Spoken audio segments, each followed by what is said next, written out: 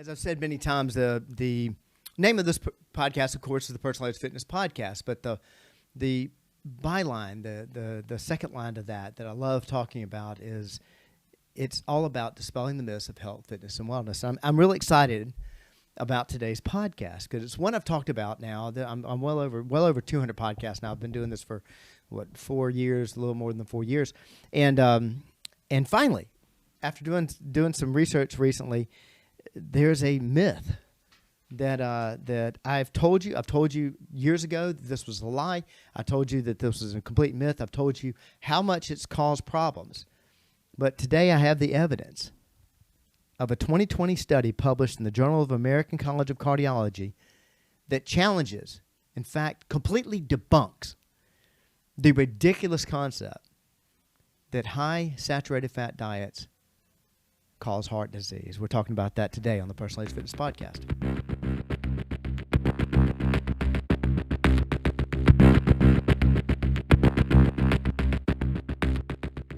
Good day and welcome to the Personalized Fitness Podcast. My name is Garrett Williamson. I'm president of Personalized Fitness. Thank you so much for joining me today on dispelling the myths of health, fitness, and wellness. And boy, are we finally debunking one of the worst.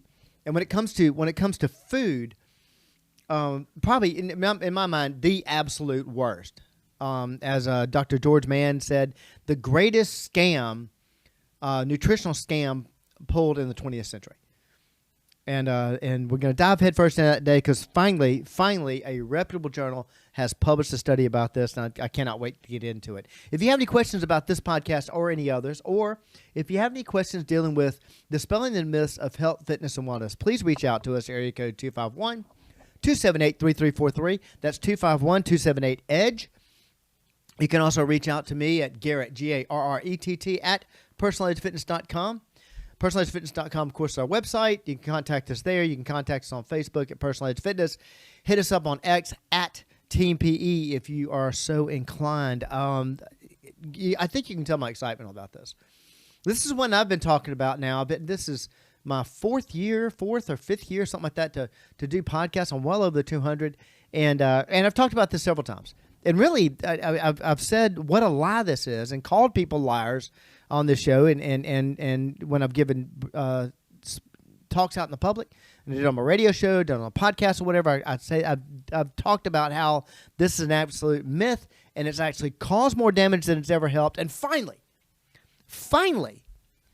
an article came out talking about a study that proved what I've been saying all this time. Now, I was asked to give a talk recently. It was towards the beginning of the year, and a company asked me to come speak, and I actually chose to speak on the live food. And the two things I speak mostly on are, live food and live age. I'll speak on other general fitness topics, be more than glad to talk about that, answer any questions. Love talking about that. Love to do the public speaking for that matter. But those are the two topics that are in the highest demand. And whenever I do one of those talks, if it's been a while since I've given it, a month or two, then I always go back and I actually do some research. I go back and look and see if there's anything new that may have come out that strengthens my point or possibly proves me wrong. You know, I'll be glad to, if I was wrong, more than glad to point out where I was wrong, what I may have, bad information I may have given. And in doing this research, I could not believe that I missed this because this is actually 4 years old now. Gosh, I can't believe I missed this. Maybe because I really never thought it was going to happen. But 2020, what am I talking about? Enough of the lead up. In 2020, the Journal of American College of Cardiology. I looked this journal up. It's not a pamphlet. Been around for a long time. A study published in the Journal of American College of Cardiology challenges. It actually disproves it, but challenges the long-held belief that reducing saturated fat intake benefits heart health and reduces mortality. Yes, folks, right there. It challenges, and like I said, it disproves it. The long-held belief that reducing saturated fat intake benefits heart health and reduces mortality. Y'all know how monumental that is? Well, let me give you a little bit of a history lesson. It's one of my favorites. You've heard it before if you're a fan of the podcast. This absolute lie has been perpetuated for 70 years. Now going on, well, it actually is right around 70 years. So I say 71 when the whole thing started. But it all started, you've heard me tell this story. Pardon me if you've heard it before. But this all started in 1953 when a celebrity had a heart attack. A very popular celebrity at the time, around 80% approval rating as the President of the United States, named Dwight D. Eisenhower. Got to think back now. This is 1953. 1953, the World War II is still fresh in our minds. We don't have the minds now that we didn't have the minds then that we do now that are affected by social media, and so you have that short-term memory. You forget things. Something happened. A disastrous thing happened 5 years ago, or 2 weeks ago, and people don't remember it. 9/11 was I don't know. Some people believe it didn't happen, and and it was just not that long ago. But in 1953, World War II was hot on our minds, and the former Supreme Allied Commander was still popular because he was the former Supreme Allied Commander, Dwight D. Eisenhower. He was the current president. He played golf a lot. He was the guys wanted to be him, and women so much revered him that they actually designed some of the clothing after his clothing. He had a short jacket that he was known for wearing, and it's called the Eisenhower jacket. And ladies actually, they started in the modern fashion. They started producing these Eisenhower jackets. Ladies were wearing epaulets on their dresses and stuff and clothing, and most of that was patterned after the military. Was patterned after Eisenhower. That's how popular he was. And they thought he was in great shape because at that time they didn't know a lot of the ills that we know now, and so the fact that he was the president in chief and give some fiery speeches and played golf every single day. Boy, that guy's just the epitome of health. He had a heart attack. Scared the nation. And the reason I kept driving that home about the fact that World War II was still fresh in the mind, at that time, nobody knew anything about heart disease. And because World War II was fresh in our mind, we wanted to go find who's the guy, who's the person who knows about heart disease. And they weren't going to look for a German, obviously. They weren't going to look for anybody in the Asian territory. No, they were going to pick somebody that had to be an American, had to be what changed, I believe it was in the Potsdam Conference where the power shifted from Britain being the world leader to America being the world leader. They were looking for an American, and they found that person in Angel Keys. And I've told you before, I beat him up a lot because of this, but Angel Keys did a lot of good, believe it or not. He was a biochemist, not a dietitian. He was a biochemist, and he actually developed the K ration, which fed our troops during World War II. It's fantastic. Should be remembered for that. I wish he was only remembered for that. And that's why it's called the K ration. It's named for Angel Keys. But he also, at that time, at the World Health Organization, the WHO conference, he presented a paper, a hypothesis. And the hypothesis had 2 points. First and foremost, saturated fat diets cause high cholesterol. Believe it or not, that is actually true. Now, you may stop there. Well, Garrett, case closed. High cholesterol, that's it. And if it causes high cholesterol, that's all we needed to know. No, this is why you think that. This is why you think that is the case. Because number two of his hypothesis was that high cholesterol causes heart disease that has never, ever, ever been proven, even though it's been attempted numerous times. So many times, I don't even know how many times. Millions and millions and millions of dollars. Thousands of people have been involved in these studies. It has never been proven, which is why when you heard that first comment, saturated fat diets cause high cholesterol, you automatically assumed, oh, well, the case closed.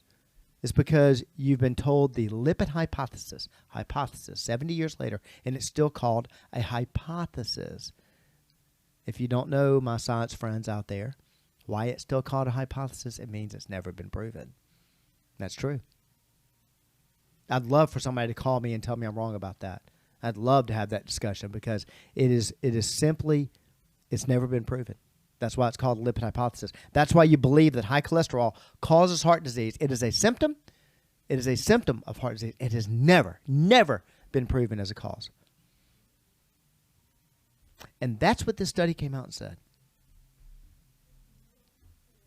It actually came out and said that the high cholesterol, high saturated fat intake has no effect in heart and as far as the damaging the heart health or increasing mortality. Or reducing mortality. This is amazing. I'm glad they finally came out with this. What happened? Why I say it's so damaging?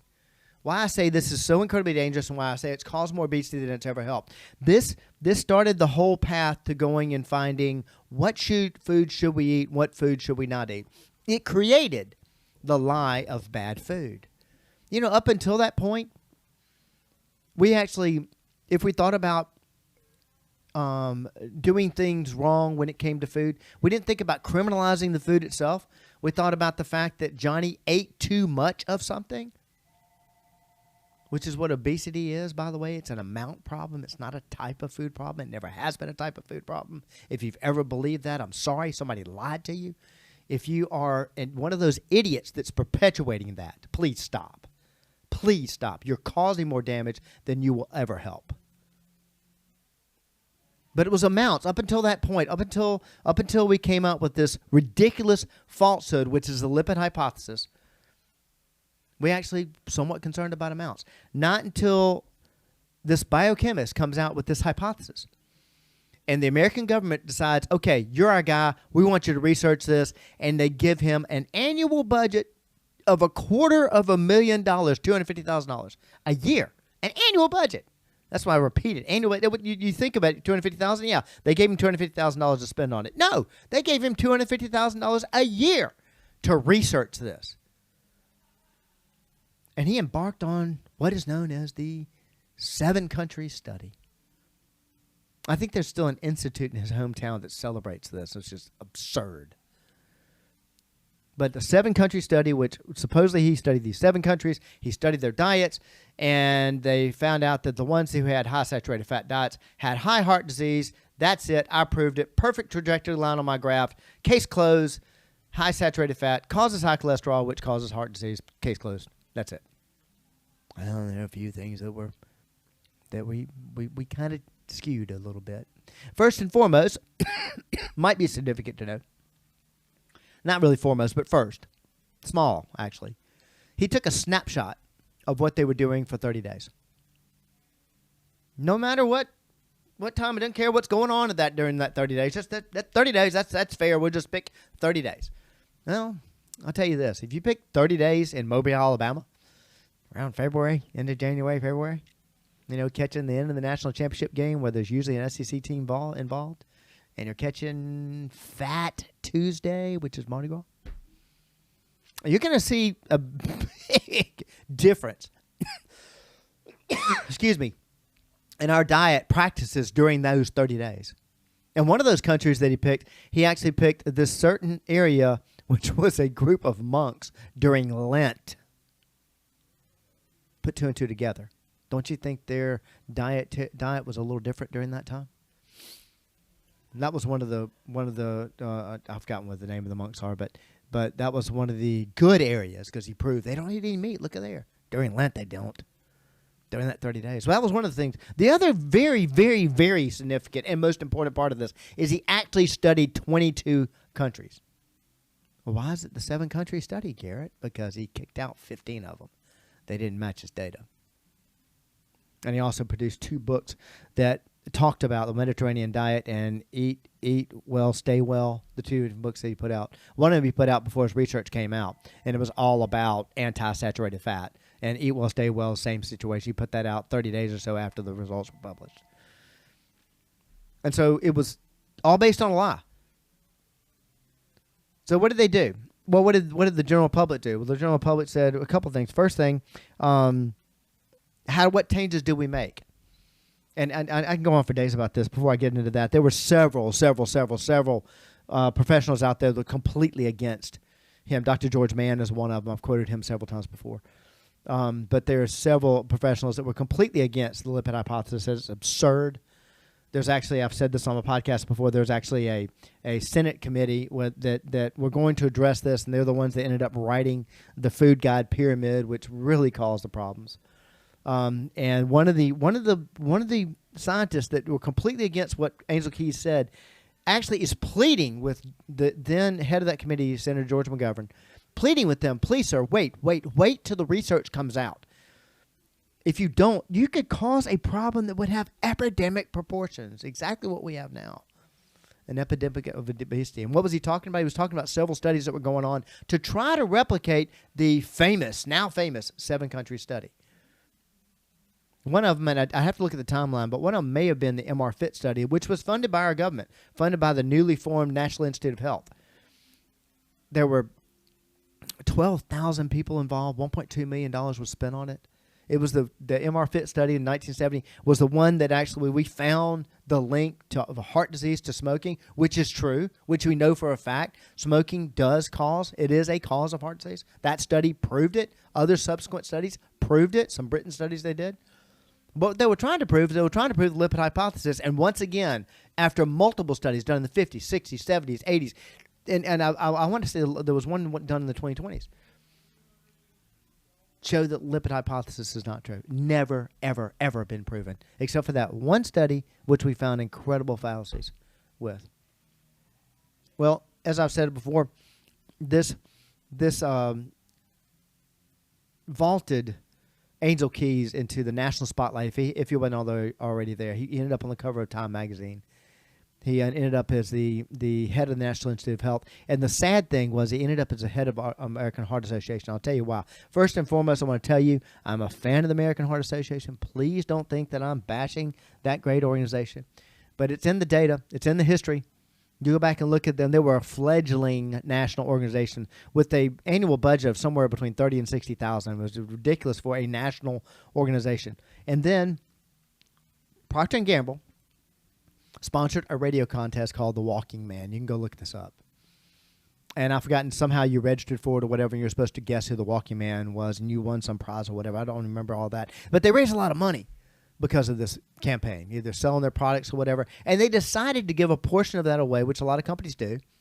Personal Edge does to Save Astray. They had their own, their group that they wanted to give it to was the American Heart Association. Great idea, fantastic. Well, what's that got to do with anything I'm talking about? Well, American Heart Association, the physicians and the scientists backing the American Heart Association said this lipid hypothesis is nonsense, and we don't believe it, we don't agree with it. Well, think about what Procter & Gamble sells. A lot of grain-fed products, a lot of cereals, stuff like this. And when people started not eating high-saturated fat items, the first things that we were supposed to hate, first and foremost, red meat. I've said this before.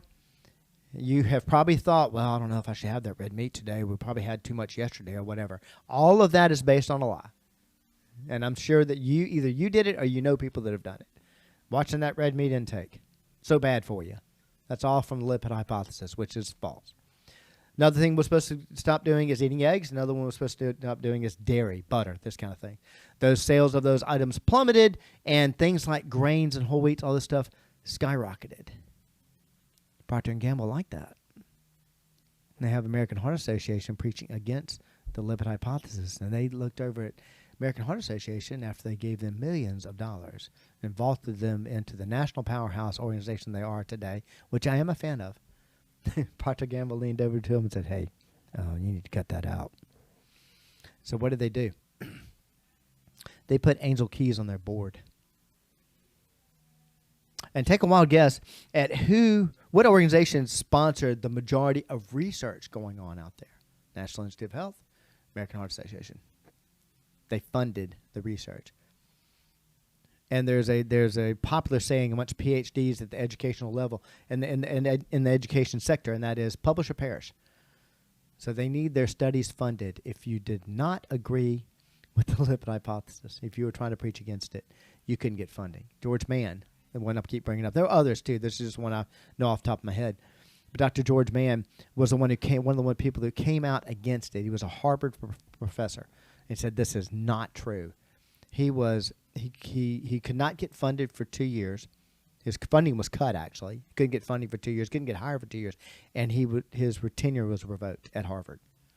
And by the way, as I've said this before, Dr. George Mann was not only a teacher at Harvard, he was also a graduate of Harvard, and showing you they will eat their own.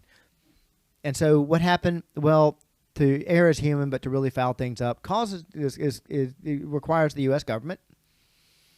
And this panel, the Senate committee, was supposed to get together to look into heart disease, and instead they did what any bureaucracy does, and they expanded their goals, their research, their responsibilities, and they decided to write tell everybody how to eat. So they wrote the Food Guide Pyramid, which was written Nick Morton.